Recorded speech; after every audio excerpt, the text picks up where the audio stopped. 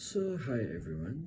Today we are diving into a critical aspect of Linux security, privilege escalation in Ubuntu Linux. While Ubuntu is widely regarded as one of the most secure operating systems available, it is not invisible. Most security breaches don't start with an attacker having full control, but they start with a small and narrow opening.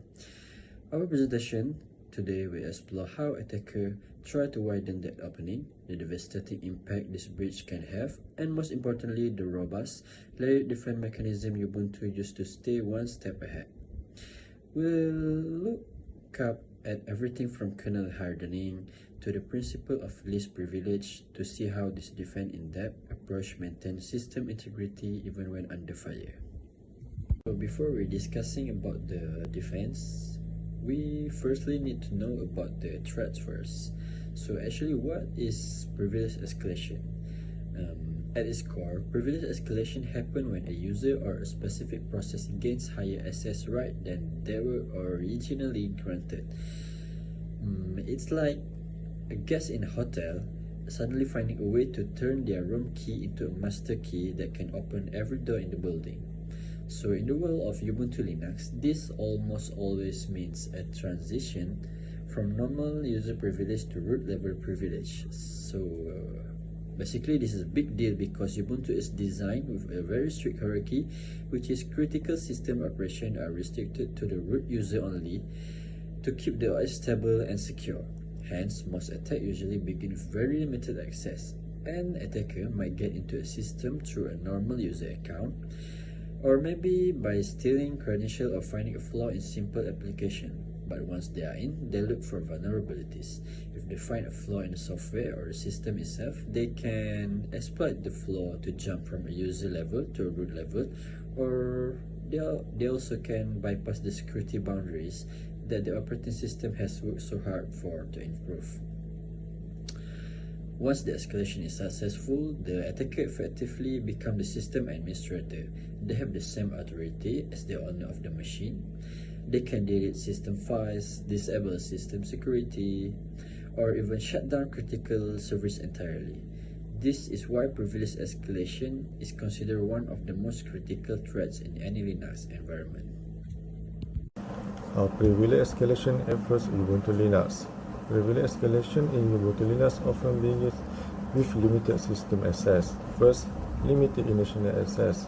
Most attacks start with a normal user account. This access is commonly obtained through compromised credential or vulnerable application. Second, exploiting vulnerabilities. When vulnerabilities exist in the system, a malicious process can exploit system or software flaws. These flaws may be found in the operating system, installed package, or misconfigured service. Third, escalation of privilege. As a result of successful exploitation, privilege may be escalated from user level to root level. This allows the attacker to bypass security boundaries enforced by the Ubuntu Linux operating system. Lastly, full administrative control. Once privilege escalation is achieved, the attacker gains the same authority as the system administrator.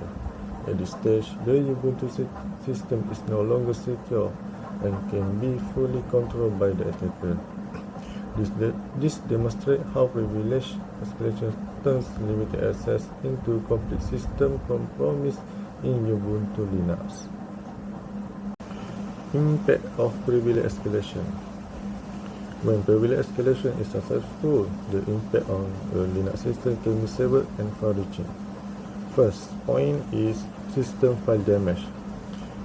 With elevated privilege, attackers can modify or delete critical system files. These files control how the operating system functions, and any change may lead to system instability or complete failure. Second point, security mechanism bypass. Privilege escalation also allows attackers to disable or alter security mechanism. This includes firewalls, access control policy, authentication setting, and login system, making detection and recovery more difficult. Third point, service disruption. Critical service such as web servers, database, and network service can be stopped, misconfigured, or hijacked. This can result in service downtime, data loss, and denial of service to legitimate users. Fourth point, full system compromise. Once root level access is obtained, the operating system may be fully compromised. Attackers gain complete administrative control, allowing them to install malware, create backdoors, and maintain persistent access. And why is it critical threats? Because privilege escalation can turn limited access into total system control. It is considered one of the most critical security threats in Linux-based operating system. Preventing privilege escalation is essential to maintaining system security and protecting sensitive data. Hi, my name is RAMANAA, and I'm going to explain access control and privilege separation. The first is the principle of least privilege, otherwise known POLP. POLP works by only granting the absolute minimum level of access required to perform the specific tasks. Then, by default, the root or the superuser account is inaccessible for direct login. This prevents attackers from targeting the most powerful account directly. Next is directory access control, or DAC, and also permission bits. Ubuntu manage file security using a system of strict permissions known as DAC. These permissions are also known as RWX permissions, where every file and directory is governed by read R, write W, and also execute X permissions. Permissions are represented by a numerical label or bit masks, for example 750 or 650. How it works, you may ask. When a process or user attempts to overwrite or access a system file, the Linux kernel checks the permission bits. If the user does not have explicit rights, the action is blocked. Lastly is sudo framework. Since the root account is disabled, Ubuntu uses the sudo framework to manage administrative tasks. To perform a privileged action, a standard user must pass a specific authentication and authorization tasks. Then audit trails are actioned. Every time a user uses sudo, the system creates a logged audit trail. This allows administrators to track exactly who performed an elevated action and when. Hi, my name is Danish Syafiq bin Abdul Aziz, student ID 083903. For this part, I will explain the second defense mechanism, which is cryptography and authentication. First is kernel hardening, specifically ASLR and NX. ASLR stands for Address Space Layout Randomization. This helps protect the system by constantly changing memory location. So, even if an attacker tries to inject malicious code into a privileged process, they won't know where the code should be placed. This makes attack much harder to succeed. Next is shadow files and salting.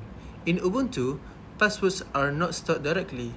Instead, they are converted into a hash value using a mathematical hash function. Salting adds extra random data to the password before hashing. Because of this, reversing or rehashing the password is almost impossible, making it very secure for authentication. Lastly, we have pluggable authentication modules, or PAM. When someone tries to escalate system privilege, the password is not immediately accepted. The request is first checked by PAM. Even if an attacker somehow gets the password, PAM can still require an additional authentication step, such as a second factor, which adds another layer of security. Overall, this second defense mechanism helps ensure that only authorized users can access or control the system. Thank you. Hi everyone, my name is SREHARE NAIDU. My matric number is 082812. For my part of this presentation, I will be explaining about firewall. First of all, let's look at Ubuntu firewall, also known as UFW. UFW stands for uncomplicated firewall. It is a simple and user-friendly tool used in Ubuntu to control access to network ports and services. It allows only approved connection while blocking unauthorized access. Next is network traffic filtering. The firewall filters data entering and leaving the system. This helps block harmful network traffic and prevent attackers from accessing important services. Now, why is firewall effective? Firewall help prevent remote attacks by closing unused ports and restricting network access. This reduces the chances of attackers gaining control of the system through the network. In conclusion, firewall plays an important role in protecting Ubuntu system. By filtering network traffic and blocking unauthorized connection, UFW improve overall system security. That's all. Thank you. Hi, my name is MUHAMAD AZNI. I want to present about intrusion detection. Intrusion detection system IDS observes system and networking activity to identify unusual actions such as multiple failed login attempts, suspicious access behavior, and unauthorized system usage. Second, layered security. Layered security is firewall and intrusion detection create layered security by controlling network access, monitoring system behavior, strengthening Ubuntu against cyber threat. That's all from me. Thank you. To wrap things up, we've seen that while privilege escalation is a severe threat, Ubuntu Linux is far from defenseless. The strength of its security lies in its layered approach or defense in depth. So, by combining strict access control, robust authentication, and active network filtering, Ubuntu creates an environment where it is significantly harder for unauthorized users to gain higher privilege. Even in a worst-case scenario, where a standard user account is compromised, this overlapping protection acts as a containment system to prevent the attacker from attacking the entire machine and keeping the most critical part of the operating system safe. Ultimately, this proactive approach of limiting root access and constantly monitoring for suspicious activity ensure that system integrity remains the top priority. So, thank you for your time. That's all from us.